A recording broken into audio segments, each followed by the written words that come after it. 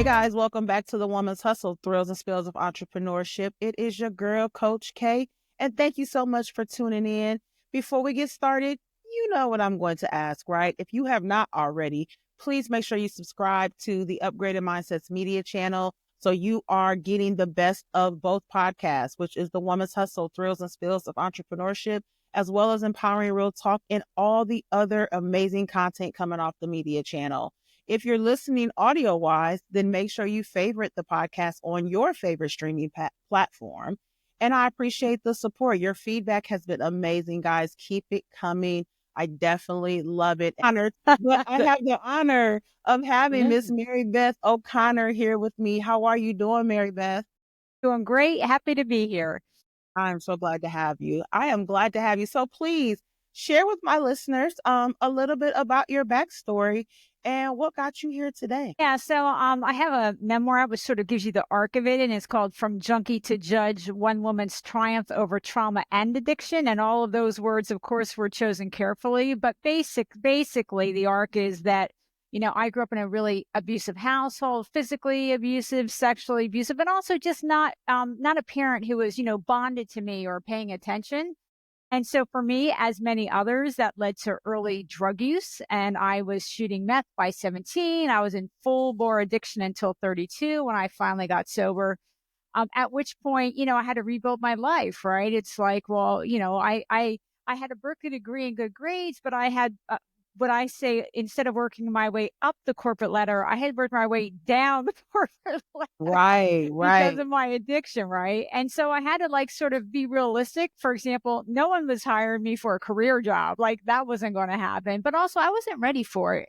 And so I started where I was. I got my first job home from rehab was a part-time, temporary, low-level administrative job. And then my second job was a permanent, full-time, a mid-level administrative job. And then I got a supervisory job at a larger company, got a promotion. And then at 6.5 years sober, when I was 39, I went to Berkeley Law School. And then I worked in a big law firm, and then I did government work as an attorney. And then at 20 years sober, when I was 53, I was appointed a federal administrative law judge. And so that's sort of the professional arc. But I also had to, work on my sobriety, work on my mental health from the trauma and all of that. And now I'm retired and I do a wide variety of things that I'm happy to talk about as well. Absolutely. Oh my God. Like all of that. And I know you talk about the story, and it's amazing because you shared it with me prior, but just all of that, like we're definitely going to unpack some of that, because you have like more of a non-traditional journey, but I also love the transparency of the beginning because a lot of times we will suppress those. Yes. We won't talk about that stuff. We will say, hey, that's not relevant now, but I love that you have turned that into the pivot, the critical level of your resilience. I think it is amazing. And let's just talk about the fact that you went from a junkie to a judge. And I think that's the title of your book, if I'm not mistaken, right? It is. It is. Yeah. I love it. And so even as you retired, right? Because going into the corporate side of things, we definitely are here talking about the entrepreneurial side of things. How was that transition when you decided that you wanted to retire? Because if I read correctly, it was like in 2020, correct? Yeah, it was in 2020, and I was having some medical things going on, but so I always emphasize it was early.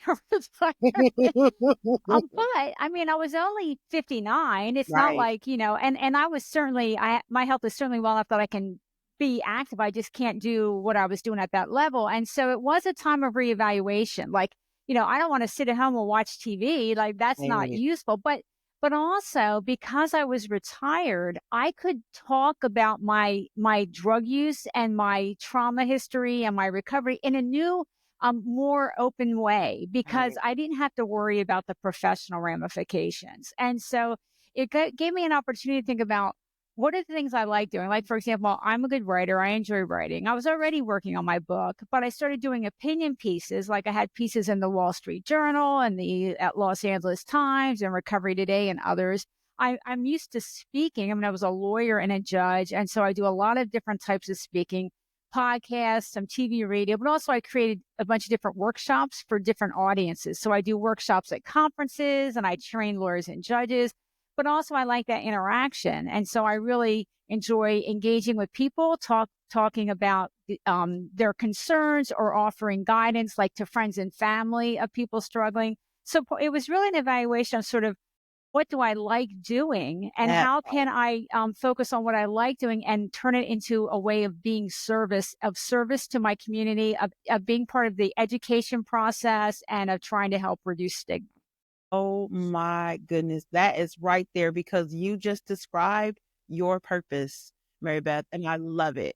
I love it. And it is, when we are in corporate America, in whatever capacity, it does put a big limitation on what we want to do. And what I have found, coaching women these last 4 years is that's where a lot of them are. They don't really know what their purpose is in life because they have to pay the bills. They're looking at it from the financial standpoint and it is totally frustrating them, and they just don't know where to even start. But they're afraid to start because of, anything that might happen from the corporate side of things. Because it's safe to say that you were doing a little bit of advocacy, being a judge and things like that.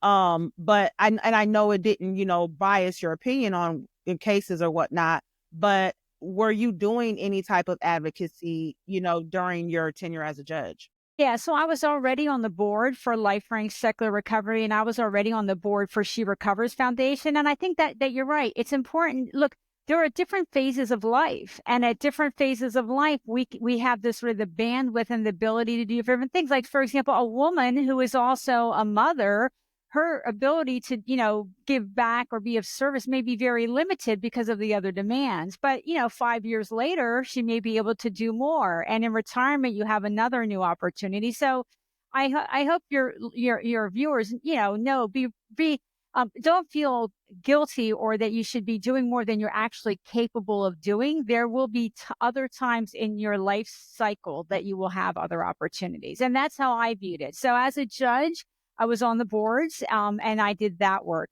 And so it was out there, if you looked at the website, that I was in recovery, but that's a different level of disclosure than talking about shooting meth at 17 or being raped or, all those other things. So it was a different level of disclosure and a more narrow focus. Yep. And being able to be more open about that, I know that it has kind of made things mentally easier for you, Yes. because I definitely advocate for that, as being on the board for my local NAMI affiliate here. Mental health and mental health awareness is like so critical to me because that's something that, again, we will suppress. We will not even have the conversation surrounding it because we don't feel like that it is a part of it. When in all actuality, it's probably the biggest part of us, because I guess it's safe for me to say with you that that is also a part of your continued sobriety is making sure that your mental well-being is intact. Yes, and let me just say, I actually present to a lot of local NAMI chapters. So if you ever want me, let me know. I will definitely let you know. But you're right. I mean, I had not so substance use disorder, which is the modern name for addiction, that is a mental health condition. I mean, Yeah. it's, categorized that way. But I also had PTSD and I didn't realize it. And for me, it showed up as very severe anxiety. So it actually took me more work to get my anxiety under reasonable control than to get my substance use under reasonable control. And so I had to work on that for longer. But yes, it's important, it's in the corporate world as well. There's sort of a new understanding that there's a new focus on wellness and, making resources available, whether it's substance use or just mental health in general. There's not enough, but it's very common. And it's really beneficial for employers to help the employees they have deal with the issues than to have to go out and hire somebody new and train somebody. I mean, it's cost effective for them to make resources available, but it Yeah, doesn't always happen. absolutely. I agree so much so. And that's one thing that, people ask me all the time, how does, life and business coaches, how do you mix that together? Because I work with mindset transformation, but also entrepreneurial purpose, because in order for us to elevate our entrepreneurial purpose, we have to make sure that that personal purpose is set as well, because you can't have havoc over here and still try to operate this effectively because, hey, you can do things, But if you're operating in havoc, you really have to ask yourself, like, how effective is that truly going to be for your business, for your legacy, for your brand, whatever it is that you're presenting? You may not sell a particular product or service, but you do because of the book and whatever comes along with that. But you also are going to make sure, Mary Beth, that you have on a daily basis, hey, let me make sure that things are aligned with me. Let me make sure that, I'm in my best. But also, I know you can say that you are okay with those days where you may not always be 100% okay, and embracing those Yeah. and understanding those. And I will say, I think I'm a lot like you and a lot of your viewers. I'm sort of a goal focused, and I tend to overwork. Like, definitely overworking was a struggle, and I'm retired, and I still struggle with it. I Yeah. still struggle with keeping it in my defined number of average hours per week that I want, that I You my won't. own, limitation. And it's hard because you can offer good opportunities and you don't want to say no, or something comes up. I mean, it's really a challenge for so many of us to have that right balance. But you're right. If we don't have the proper balance, we're either not being effective and or we're being miserable while we're doing it. And neither one of those are a good place to be. No, not at all. And that's why I really like created this podcast, because I really wanted other women entrepreneurs, whether they're far in their journey, they're just beginning it, or it's just even a thought for them. I want them to understand that these are emotions and things that you are going to experience. You want to, there are days where I'm like, oh my God, I've got to work 12 hours today because I've got a project that I need to meet, a deadline that I've got to do, or I've got, recordings to edit or things like that. Because contrary to what people believe, I do not have a big team, even being 4 years as an entrepreneur. I don't, I am still a solopreneur in a lot of ways. So, but also understanding that where my weaknesses are, where my strengths are, where I have opportunities for people to help me collaborate, partnership. I think that that is very critical. And is that something that you do, on your journey? Because you advocate a lot, you speak a lot. Does that inquire with you having, people to help you out with that? Yeah, so there's a publicist at the book publisher that helps a little bit, but like 80, really probably 90% of the outreach I do on my own. And I found that it was really important to be organized and every once in a while to stand back and look at the whole picture. Am I doing this efficiently? Could I Yes. do it more efficiently? How do I have my follow-up, schedule set so that I don't lose track of things? I have a spreadsheet for some things and a Word doc for other things. Is that the most effective approach to do it?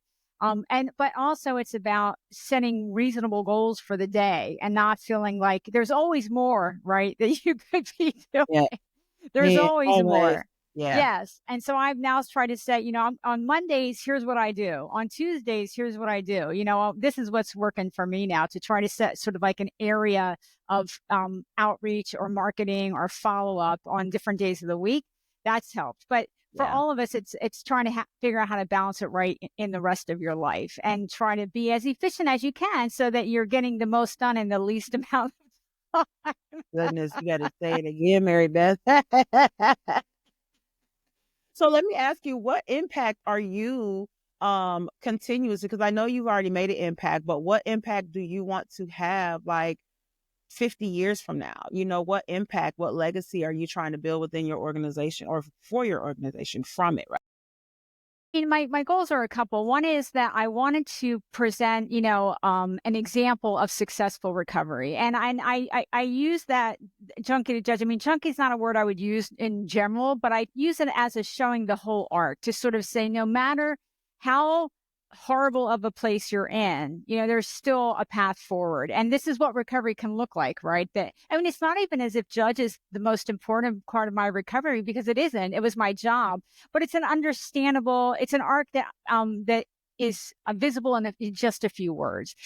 But part of it is I want to help reduce stigma around addiction, sort of increase empathy and understanding. I advocate for more readily accessible treatment. We don't have nearly enough treatment beds in this country for mental health or substance use. Um, I talk to friends and family as well about what they can do to sort of encourage the person in the right direction.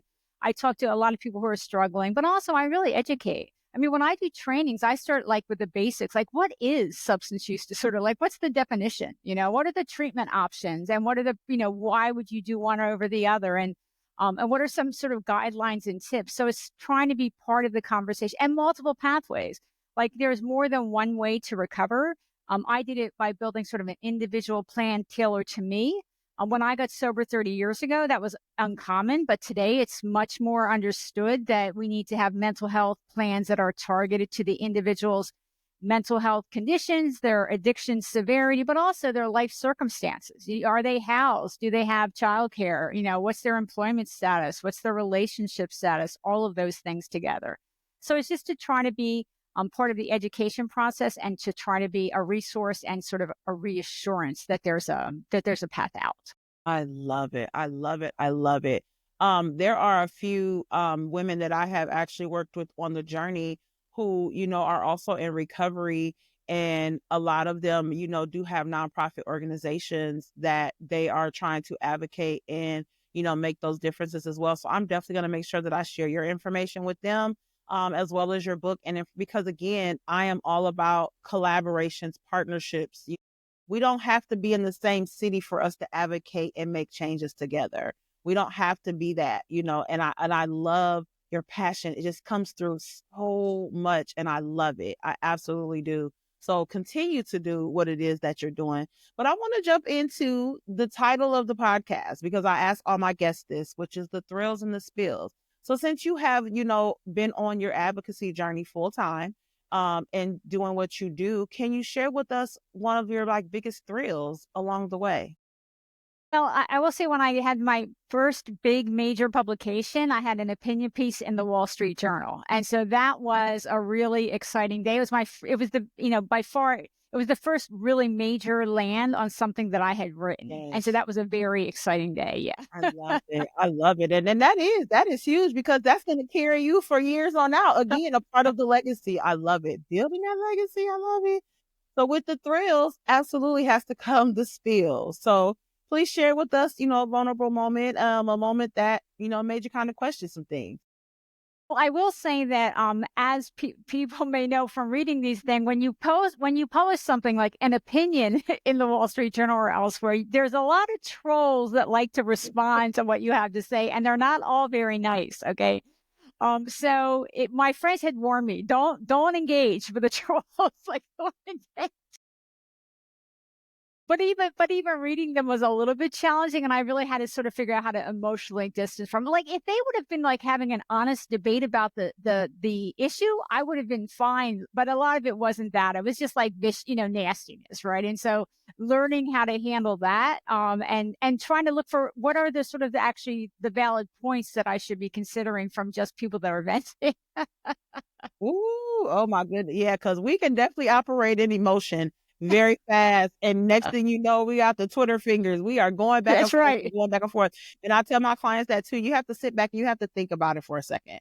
Let's process that, because there are people out here whose intention is to trigger you in a negative Yes. manner, Yes. and that's one thing, because I was very much an emotional person. I'd react off everything with anger. That was the only emotion that I identify with before my journey started. But yeah, they are definitely a lot. So I love that you are like, hey, but you also got that support, because I think that's important. I know you have, the support of people who are continuing to, be that personal support, that entrepreneurial support, but just the overall support team. Everybody needs one. How's yours look for you? Yeah, that's true. I mean, when I started looking at writing the book, and first of all, let me say, I was an excellent legal writer, but when I started thinking about writing a memoir, which was when I was appointed a judge, I actually read some memoir and I realized, you know what? I don't actually have the writing skills to do this. This is written like a novel. And so I had to be like honest with myself about, yes, you're an excellent legal writer, but you don't know how to do this well. And so I started taking classes and, but also, and going to writers conferences, but that helped me build up a writers community. I started to have relationships within sort of the new area that I was entering into. And that gave me a lot of good information, but also support when I needed it. And so I agree that getting a community in the area that you're pursuing can be really extraordinarily valuable.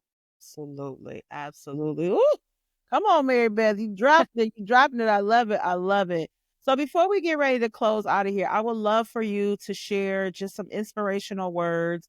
There are a lot of us out here who could be on a journey similar to you, but think that it's too late for them, to begin an entrepreneurial journey or, not even a full-time one. But what kind of insight or inspiration would you give to my listeners to, just kind of keep them encouraged and let them know that it's never too late? I mean, look, I got sober at 32 years old. I felt old. I had literally wasted my education, right? I mean, it was a tough spot, but I was able to move forward step by step, right? Like what's the right next step? How do I get there? And I went to law school at 39. I graduated at 42. I mean, I was not a spring chicken, changed my career, started on a new trajectory, became a judge at, 53. I became a published author at 59. And I really started building my advocacy career when I was in my early 60s. And so it's really never too late for you to say, make your next decision about what you want to pursue or where you want to go. And I also do really encourage people to think about not just sort of where you want to, what area of entrepreneurship or area of advocacy you want, but also think about what your skills are and what you actually enjoy doing, because there are so many ways we can give back, so many ways we can develop our own business or in, different areas. And it's important to match what you like doing with your area of interest and where your skills are. But absolutely. Y'all heard what she said, okay? It is super important, okay? Super important. What's coming up for you, Mary Beth? I'm going to be speaking in Missouri soon, and then I've got a couple conferences set up for next year. I'm also starting to write again. I hadn't had time to write in the first year after the book came out because I was speaking so much, so I'm refocusing there. So I'm looking forward to that. And I will say, for anybody who has an opportunity for me, they can always message me through my website, which is junkietojudge.com, and that's also where like my opinion pieces are if you want to read those as well. So I'm very findable at this point. If you just Google Junkie to Judge, you will always Hey, find me. and the link will be in the podcast show notes as well, guys. I always want to make sure that you guys are able to reach out to all the guests. This is just my way of, for one, being supportive to us as women, but also two, because everybody, may not need me as a coach or anything else, but may need that advocacy. They may need that support. They may want to be encouraged by, your inspiration as well, because I'm definitely inspired by it. You are the epitome of it's never too late to elevate. And I'm just so thankful that you were here to share your story, but also to inspire us because you had kind of a non-traditional recovery, a non-traditional path. And I was excited to have you here on The Woman's Hustle because I wanted my listeners to hear that as well. So I appreciate you being here. Well, thank you. Thank you. I really enjoyed it. Thank you. All right, guys. Well, you know where you can find me at. If you have not by now, make sure you have subscribed to the YouTube channel. Make sure you have favorite the podcast on your streaming platform. And if you are interested in becoming a guest on The Woman's Hustle, Thrills and Spills of Entrepreneurship, the link to inquire would be in the podcast show notes as well.